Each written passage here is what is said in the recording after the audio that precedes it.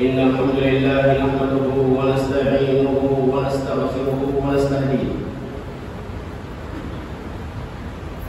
ونعوذ بالله من شرور أنفسنا ومن سيئات أعمالنا. من يهد الله فلا مضل له ومن يضلل فلا هادي له. وأشهد أن لا إله إلا الله وحده لا شريك له،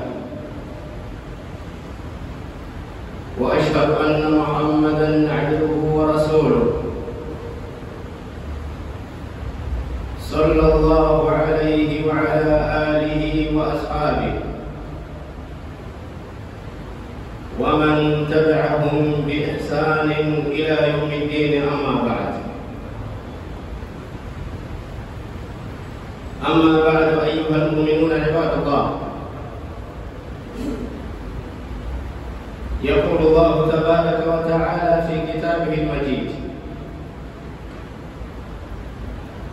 يا أيها الذين آمنوا اتقوا الله حق تقاته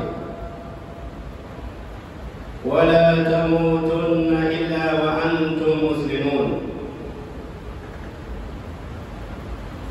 وقال سبحانه: يا أيها الناس اتقوا ربكم الذي خلقكم من نفس واحدة وخلق منها زوجها وبث منهما رجالا كثيرا ونساء واتقوا الله الذي تساءلون به والأرحام إن الله كان عليكم رقيبا. وقال سبحانه: يا أيها الذين آمنوا اتقوا الله وقولوا قولا سديدا يصلح لكم أعمالكم ويغفر لكم ذنوبكم ومن يطع الله ورسوله فقد فاز فوزا عظيما. جعلني الله وإياكم من الفائزين. أيها المؤمنون، أوصيكم ونفسي بتقوى الله عز وجل، ولقد فاز المتقون. Enyi ndugu zangu watukufu katika imani, kwanza kabisa tunamshukuru Mwenyezi Mungu Subhanahu wa Ta'ala kwa neema mbalimbali alizotuneemesha. Miongoni mwa neema za Mwenyezi Mungu Subhanahu wa Ta'ala ni taufiki yake kutuwafikia tumeweza kuidiriki Ijumaa ya kwanza ya mwezi wa Shawwal. Hii ni neema kubwa miongoni mwa neema za Mwenyezi Mungu Subhanahu wa Ta'ala.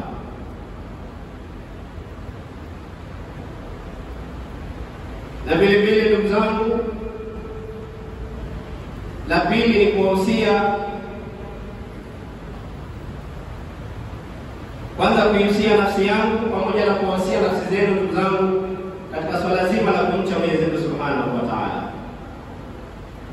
Kwani katika kufaulu kwa mwanadamu imeambatana na kumcha Mwenyezi Mungu Subhanahu wa Ta'ala. Mwanadamu katika harakati zake zote, katika maisha yake yote, akikosa ucha Mungu katika maisha yake, basi atakuwa amepata hasara ndugu zangu Waislamu, hata kama alikuwa ameishi katika ulimwengu maisha ya kifalme. Kwa hivyo tunahusiana katika hili swala zima la kumcha Mwenyezi Mungu Subhanahu wa Ta'ala ili tuweze kupata mafanikio ya dunia na kesho akhera. Jambo la tatu ndugu zangu ni kwamba hii ni Ijumaa ya kwanza baada ya kutoka mwezi wa Ramadhani. Tuko katika Ijumaa ya kwanza ya mwezi wa Shawwal. Na hivi majuzi tulikuwa kila mmoja ana hamu tukiukaribisha mwezi wa Ramadhani. Na hatimaye mwezi ukaingia. Punde si punde mwezi umetuacha. Ni kama vile kufumba jicho na kufungua, mwezi umepita. Sasa ndugu zangu Waislamu, la kujiuliza, baada ya kuondoka mwezi wa Ramadhani, mwezi umeondoka, na bila shaka baada ya miezi 11 Ramadhani itarudi tena. Swali ni je, itakaporudi Ramadhani baada ya miezi 11, mimi na wewe tutakuwepo? Hilo ndio swali la kujiuliza ndugu zangu Waislamu, kwa sababu namna Ramadhani ilipoisha kwa haraka, hivyo ndivyo umri wa mwanadamu unaenda mbio. Wewe ukijiangalia hivi sasa, pengine miaka 3 miwili nyuma iliyopita ulikuwa huna nywele nyeupe, lakini sasa hivi ukijiangalia, ukitizama nywele nyeupe zimekuanza. Na kabla ya miaka mingine nyuma, ukiangalia uso wako ulikuwa ni uso nyororo. Sasa hivi ukichukua kioo ukijiangalia, ngozi imeanza kujikunja. Hii ni kuonyesha kwamba sisi kila kukicha, yani mabadiliko yanatupitia na tunasongea mbele katika makaburi yetu. Ya Adam, ewe mwanadamu, inama anta ayamu, hakika wewe ni masiku. Ikipita siku moja, imepita siku na sehemu katika umri wako. Ndugu zangu Waislamu, la kuzingatia, Ramadhani imetuacha vipi? Mafundisho tuliyoyapata katika mwezi wa Ramadhani, je, tutayatumia?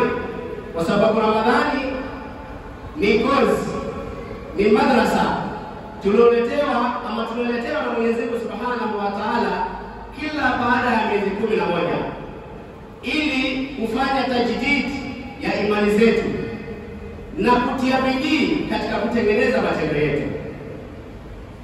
Sasa swali la kujiuliza ndugu zangu, je, yani tumefaidika vipi katika Ramadhani hii iliyoondoka, na Ramadhani hii imetuacha na athari gani?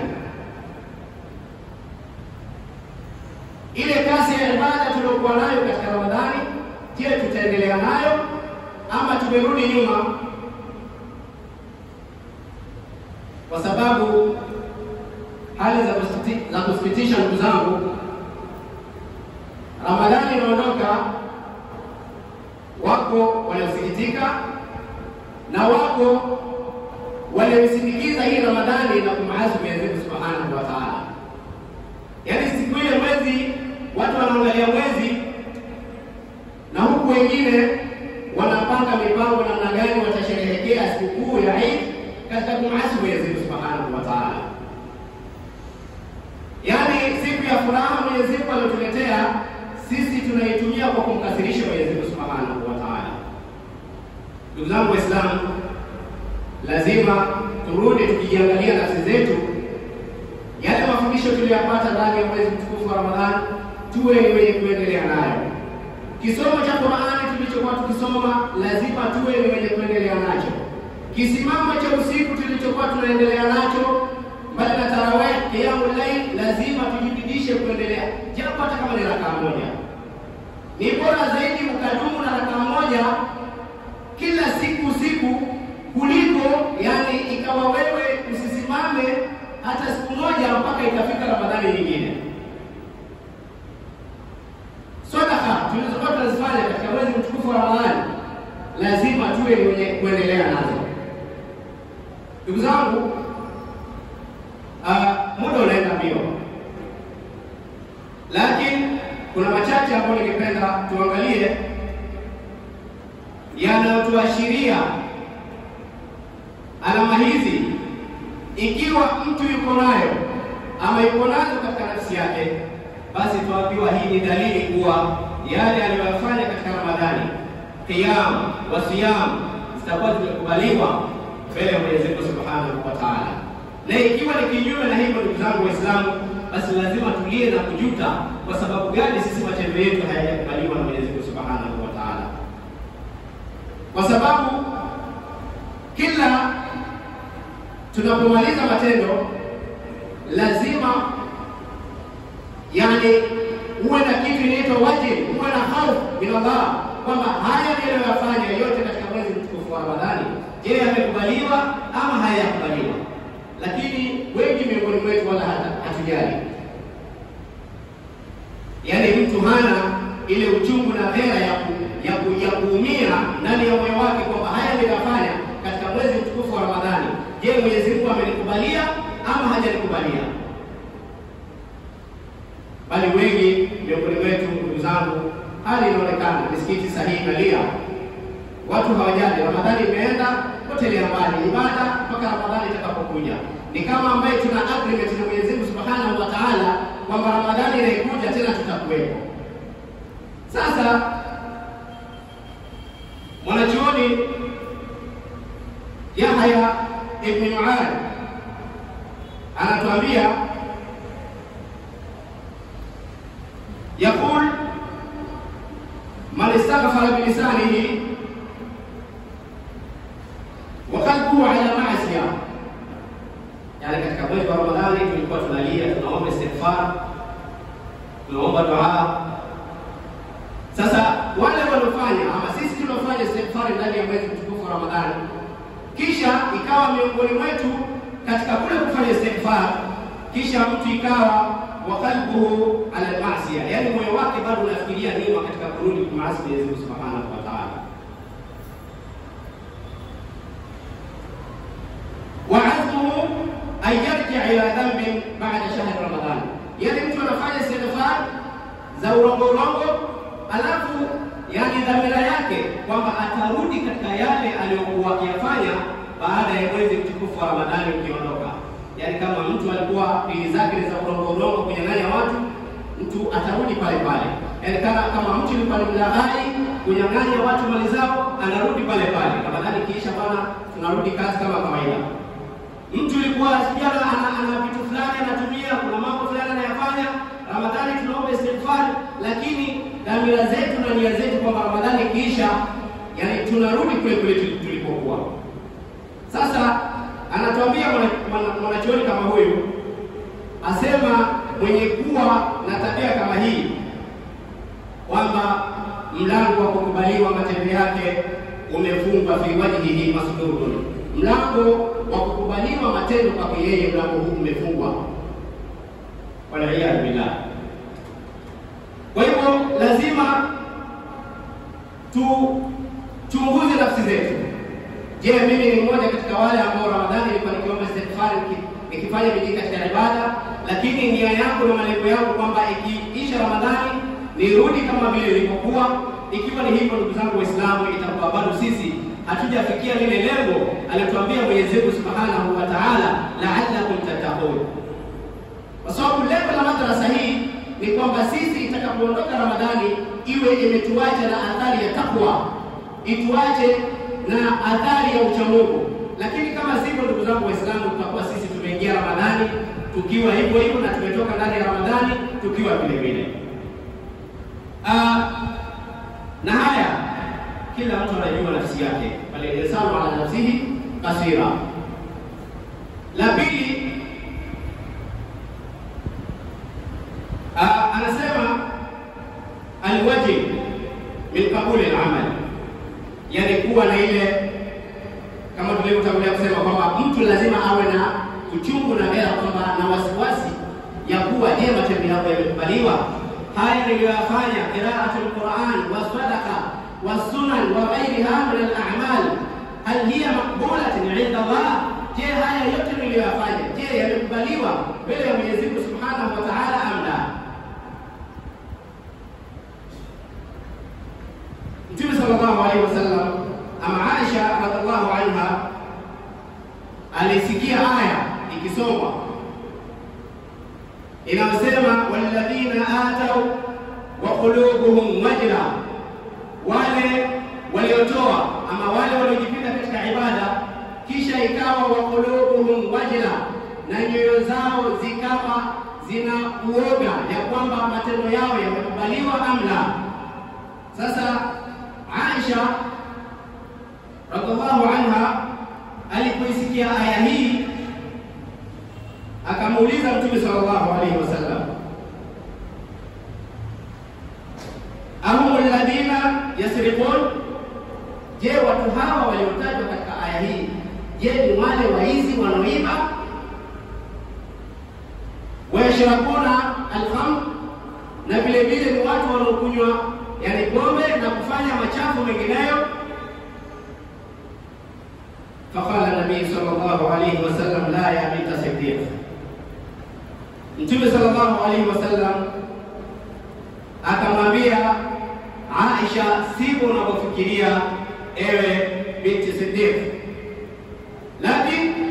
lakinnahum yusallun, lakini watu hawa yusallun wa yasumun wa yatasaddaqun.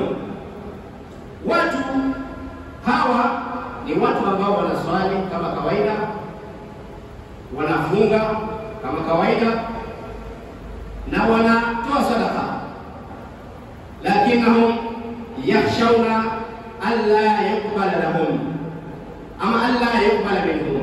Lakini watu hawa pamoja na haya yote mazuri wanayofanya, ibadati mbalimbali, walikuwa wana wasiwasi katika mioyo yao, je, haya wanayofanya yanakubaliwa na Mwenyezi Mungu Subhanahu wa Ta'ala amla? Kama nilivyouliza mwanzo, je, mimi na wewe katika ibada zetu tunazofanya, tuna kitu kama hichi kinachotukera ndani ya mioyo yetu na kujiuliza kwamba Qur'ani niliyoisoma katika mwezi mtukufu wa Ramadhani na katika siku zinginezo, je, Mwenyezi Mungu atakubali? Sadaka ninazofanya, je, zinakubaliwa na Mwenyezi Mungu Subhanahu wa Ta'ala? Bali sisi hata kabla hatujajiuliza, tukifanya sisi wenyewe ndio tuko mstari wa mbele kwenda kuambia watu, bwana, jana usiku bwana usione na sinzia bwana, jana nilisimama usiku bwana, ndio sasa hivi mahali bwana nisimama bwana karibu masaa mawili bwana usione bwana sina kitu sasa hivi bwana, ndio ninatoa sana hii Ramadhani bwana usione sionekani bwana, hii Ramadhani bwana nasoma sana Qur'ani bwana, kila baada ya swala mimi lazima mpige juzuu mbili.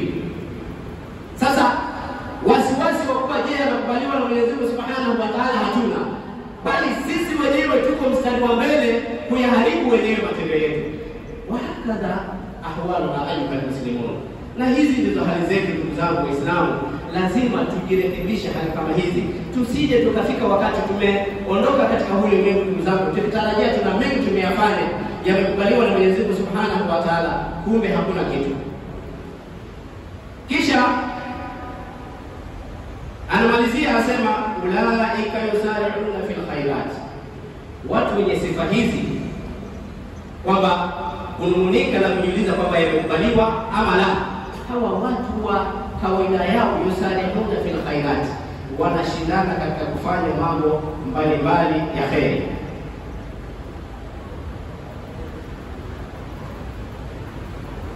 Alama nyingine ya tatu,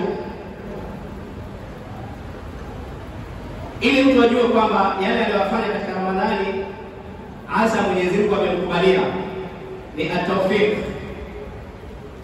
ni mtu kupewa tawfiki na Mwenyezi Mungu Subhanahu wa Ta'ala katika kuendelea kufanya mambo ya kheri baada ya Ramadhani.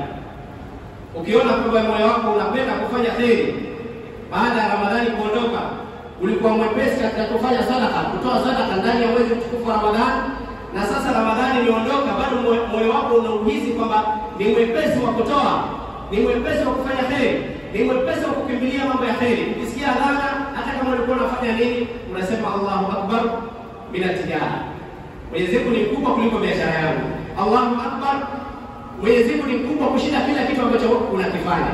Ikiwa moyo wako umefikia stage hii, basi tambua ya kwamba yale unayofanya ndani ya mwezi mtukufu wa Ramadhani hasa Mwenyezi Mungu amekukubalia. Anasema Mwenyezi Mungu Subhanahu wa Ta'ala katika Qur'an, mathalu kalimatin tayyibatin kashajaratin tayyibatin asluha thabitun wa far'uha fis samaa tu'ti ukulaha kulla hinin bi'idhni rabbiha wa yadribu Allahu al-amthal lin-nas. Mwenyezi Mungu Subhanahu wa Ta'ala anasema mathalu kalimatin tayyibatin, mfano wa neno zuri ni mfano wa mti mzuri, mti ambao umekita mizizi yake chini ya ardhi kisha ukawa unatoa matunda mazuri. Mfano huu ni mfano wa imani, kwamba imani muslim idha istaqarra fi qalbihi, natija yake ni kuonyesha matendo yanamridhisha Mwenyezi Mungu Subhanahu wa Ta'ala. Na ikiwa imani haijastahili, basi ni kama mti ambao yani mizizi yake ni hafifu, ukipigwa na upepo kidogo umeenda chini. Na ndivyo zilivyo imani zetu. Imani zetu ni kama upepo tu, hata si kimbunga wala upepo, hata ukipuliza tu imeenda chini. Kwa hivyo ndugu zangu Waislamu, lazima tutie bidii katika kukita na kutengeneza imani zetu. Tukienda kwa haraka haraka, mfano wa 4 ama alama ya 4 ni utakapoiona alama hii, basi jua hasa Mwenyezi Mungu amekubali yale uliyofanya ndani ya mwezi mtukufu wa Ramadhani. At-tasghir al-a'mal min adami at-ta'addud ama min adami al-'udhr, ni mtu kuona yale matendo aliyofanya kwamba ni kidogo, bila kwanza kujifakhiri na kujipiga kifua kwamba Ramadhani hii bwana, alhamdulillah, nashukuru bwana. Sasa unaambia watu sijaacha hata tarawih hata moja bwana, qiyamul layl sijaacha hata moja bwana. Usione kwamba yale unayofanya ni makubwa, umefanya mambo makubwa mpaka ikafikia haja ya wewe kwanza kutangaza na kujipiga kifua bwana, sasa ushamaliza kila kitu. Lazima uone kila ulichokifanya ni kidogo bado, kwa sababu utakapofikiria katika akili yako kwamba nimefanya mengi, Ramadhani nimeswali sana, nimetoa sadaka sana, hii itakusababisha wewe kuona kwamba yale uliyofanya ni mengi, yametosha, kwa hivyo hauna haja tena wewe kufanya matendo mema. Kwa hivyo lazima yani uone yale uliyofanya ni kidogo. يقول الله تبارك وتعالى يا أيها المدثر قم فأنذر وربك فكبر وثيابك فطهر والرجز فهجر ولا تمنن تستكثر. Mahali shahidi kwamba usifanye kidogo ukaona umefanya sana mpaka kiasi ya kuwa ukaanza kujitia uvivu, bwana mimi nimefanya sana, sasa hivi bwana hata nisiposwali bwana haina shida. Tusiregee nyuma ndugu zangu Waislamu.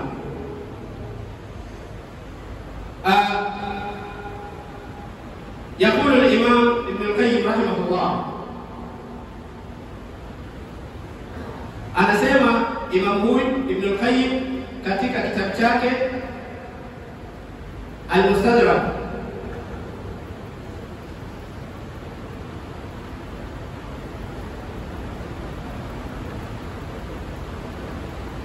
asema ariftu haqiqatu rububiyya, nilijua uhakika wa Mwenyezi Mungu, wa haqiqatu ubudiyyatihi, na nikawa na uhakika ya kwamba yeye ndiye anastahili kuabudiwa. Asema wa'arifullah, nimemjua Mwenyezi Mungu,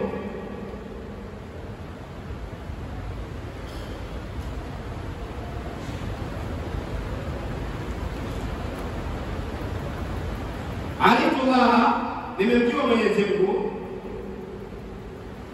na nikajua kwamba yeye ndiye anastahili kuabudiwa.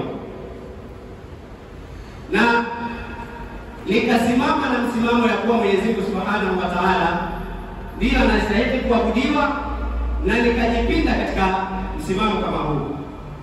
Na hii ndio ilikuwa sifa ya watu waliopita. Istiqama kwao ilikuwa ni jambo wanalolikimbilia.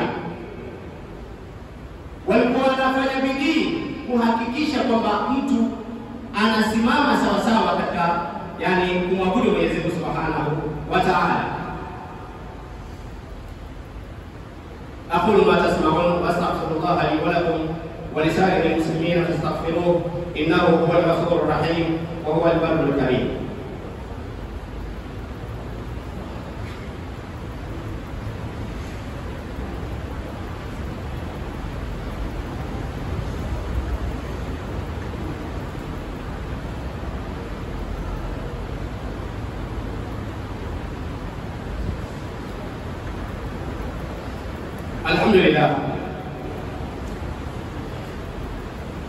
الحمد لله رب العالمين،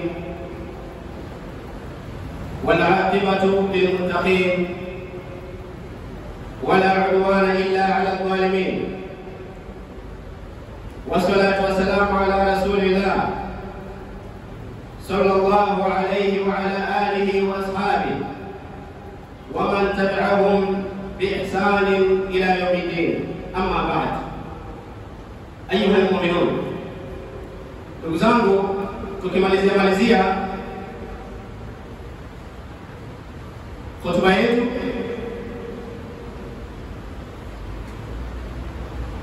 waliotutangulia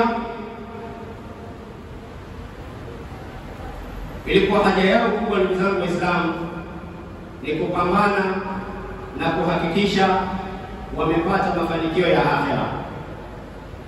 Lakini kinyume chake ni sisi zama hizi twapigana kukimbizana na hii dunia,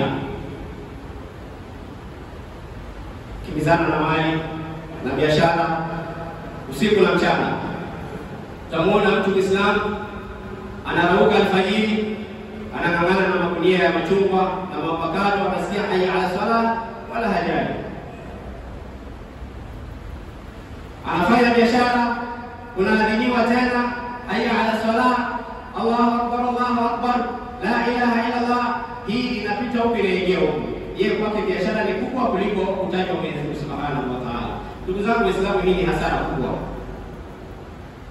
Jambo la mwisho, ndugu zangu Waislamu, lazima mwisho wa matendo yetu tuwe tunaambatanisha na istighfar.